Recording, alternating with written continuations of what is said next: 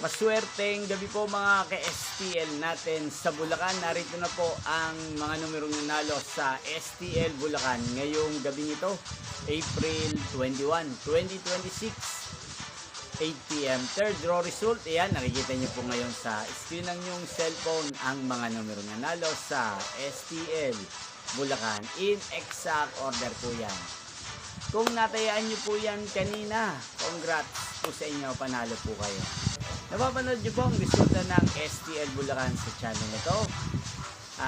Araw-araw tuwing alas 11 ng umaga, alas 4 ng hapon at alas 8 ng gabi.